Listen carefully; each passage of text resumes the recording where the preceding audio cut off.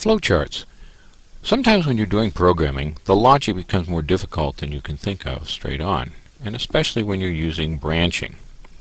We use flowcharts to help us understand the flow of the program better. In this program, we're going to be using flowcharts to diagram a simple greatest of 3 problem.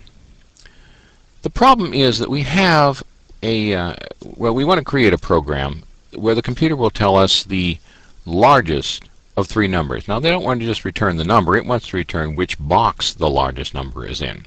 So we have box A, B, and C indicated here on this diagram. And box A, B, and C, as you can see right here, A, B, and C, are labeled, and the text box is called txt-A, txt-B, txt-C.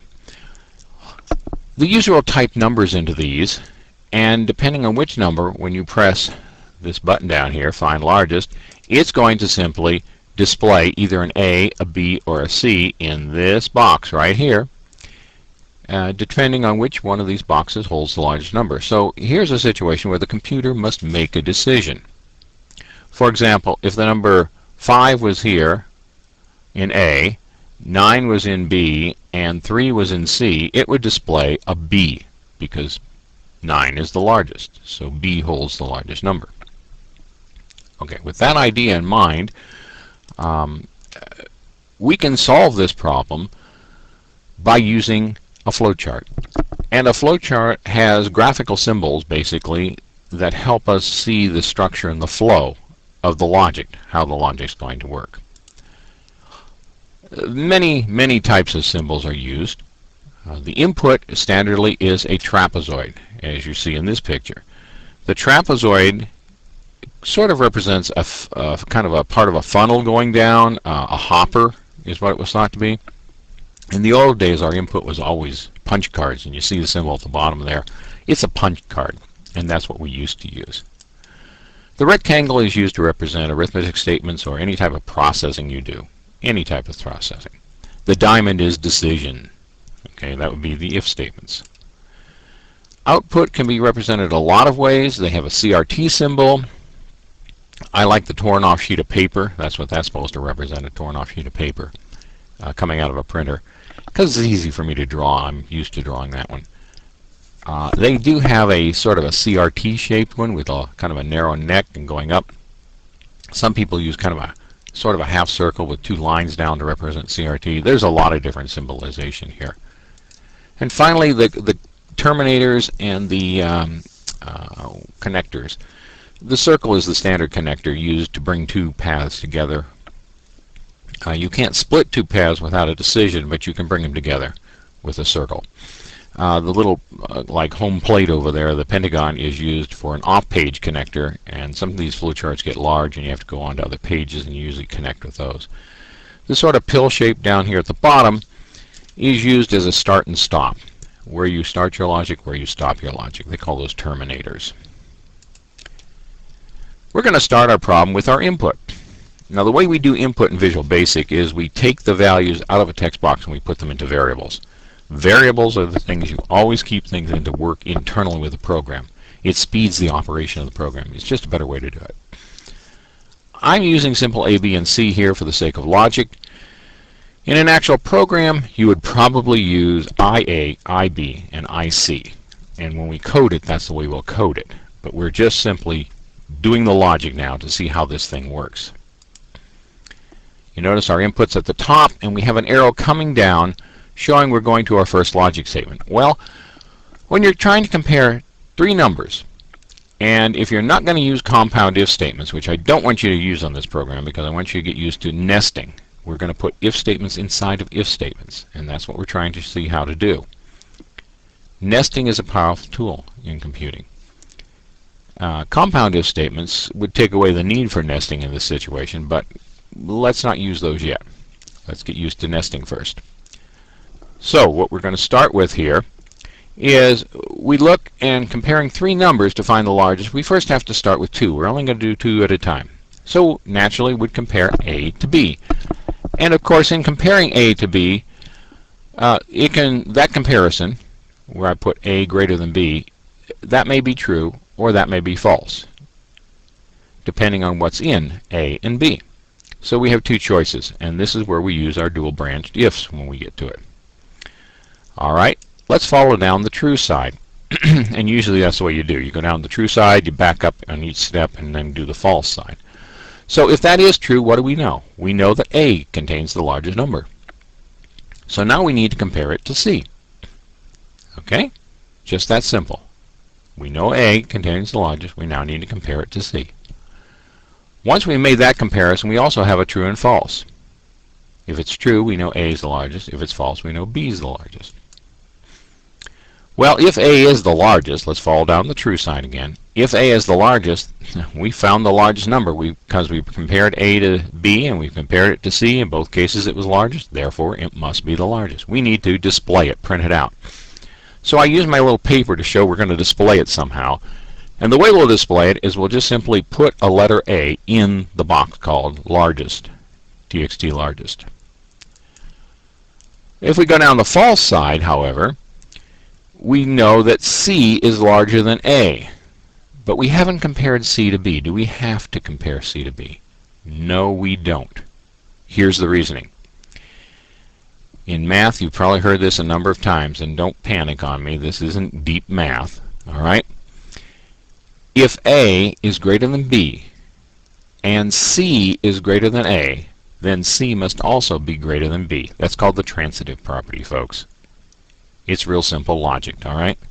So going back through, even though we haven't compared C directly to B, we've compared it indirectly by comparing it to A. So therefore we know C is the largest at this point, and we want to display C. And so I represent that in that fashion. All right, let's go back up. Going back up to our first box again, or our first diamond there, we're doing a comparison of A greater than B. Now let's say A didn't win. B won. B was the greatest. So now we're going down the false side. We know B is greater than A. We got to compare it to C next. So there's another if statement. Again, in this comparison we have a true or false. Is B greater than C? Well, if it is, we know it's greater than A since we compared both of them. We simply want to print out the B. What if it isn't? Well, if it isn't, we know C is the greater of the two, B and C. And again, we don't need to check it against A because indirectly by transitive we already have. So we know C is the largest at this point. We may print out C. Now to make our whole flow chart complete, we need to just put a few terminators on there and a few connectors, and you can see how we have things connected up to all flow down to one flow, and we have a start. I'm now going through how we're going to take this flow chart and write our code directly from it. In writing the code, it's fairly easy. Each one of those boxes sort of represents some statements, one statement or a few statements. And if you just follow a few simple rules. Number one, go down and include each logical structure. For example, include the input, include that, include the output, include all the decisions. Okay? And when you write a statement, make the whole structure. I'll show you what I mean in a minute.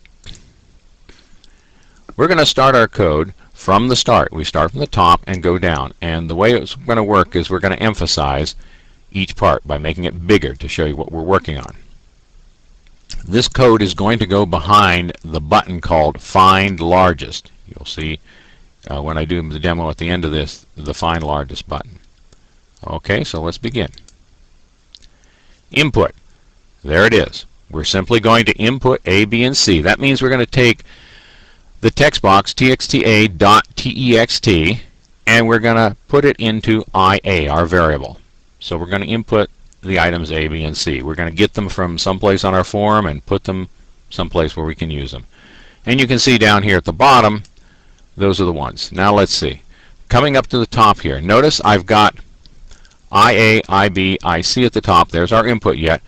But now we're coming down to the if then else. And we're working on this block right here, the one that they just enlarged. A greater than B. That creates an if statement. And since it's a dual branch, a branch out to each side, true and false, it's going to create an if-then-else statement. If you notice over here, we have an if-then-else statement that it created. you make the whole form. You make the if part of it, you make the else part of it, you make the end part of it. Notice I left a line of space in each one.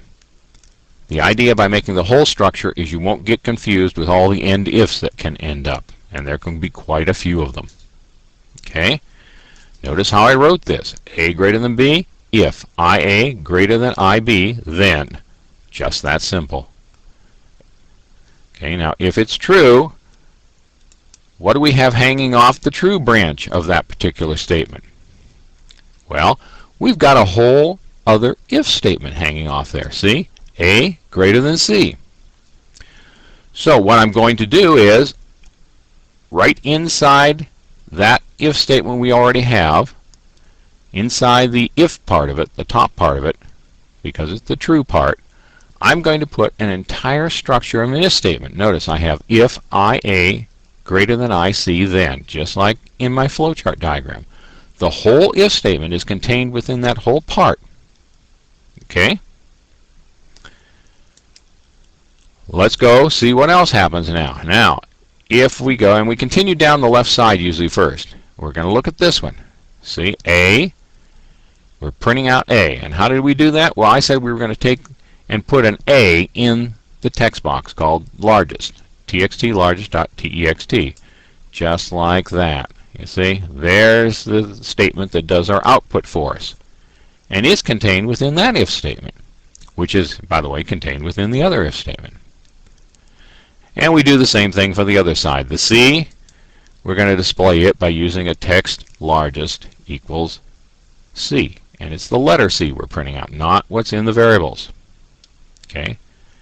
All right, we're going to go back and do the other side now. What happens when we are on the right side, the false? Well, notice the false part of it, of the A greater than B, contains an entire if statement right there.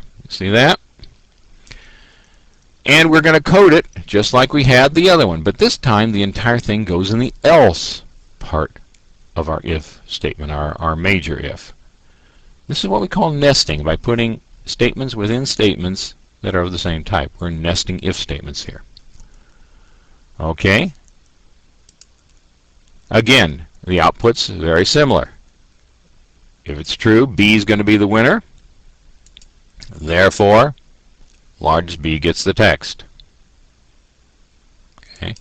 If C is the winner, then the else part of that statement, largest.text equals C.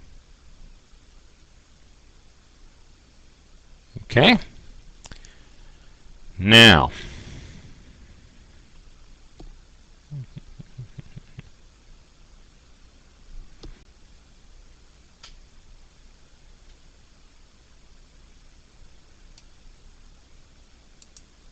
okay, as you can see in this program, we have box A, B, C, and largest here, and find largest.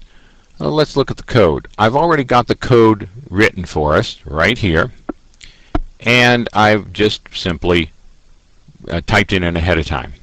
Let's take a look at what it looks like here. All right, so I'm going to start it. Give it a second to start up. And it went off screen, so I'll bring it back on here so you can see it. There we go.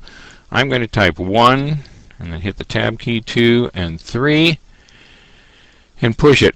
And of course that's C. Now if I change this to a 10 by just simply typing a 0 and push it, there it's A is the largest. Let's see, put a 0 in here. Yep, B is the largest now. That's 20 in there, a 10 and a 3. So you see my program, and if I did it the other direction, I would test all the paths in it, and that's something you should do. For example, if I make this a 1, this a 2, and this a 3, and push it, I should get A as the largest, and I'm going to put a 0 over here, and push it, and that makes C, and then put a 0 right there, and push it, I get B. Now I've tested all possible paths in that program. If you think through it logically, you'll see that little exercise actually tested one of the paths twice, but that's all right.